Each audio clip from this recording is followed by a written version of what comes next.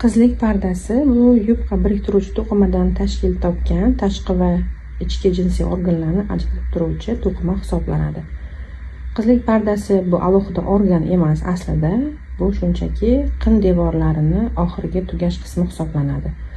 Shuning uchun ba'zi holatlarda qizlik pardani shakliga qarab qiz bolaning jinsiy aloqa qilmaganligini aniqlab bo'lmaydi. Embrional rivojlanish bosqichida qin shakllangan sari shu parda orqaga keta boshlaydi va o'rtasidagi teshik hammada har xil holatda kattalashadi.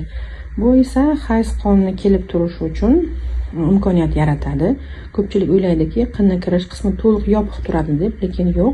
Umuman aloqa qilmagan qizlarda ham qizlik pardasida teshik bo'ladi. Agar bunaqa teshik yopiq holatlarda esa qinning ichida hayz qoni to'planib qolib, gematokolpos holatlari paydo bo'lishi mumkin. Qizlik pardasi nafaqat jinsiy aloqada, ba'zi bir sport turlari bilan uzoq vaqt shug'ullanganda ham elastikligi, cho'ziluvchanligi hisobiga ketib qolishi mumkin yoki tamponlardan foydalanganda.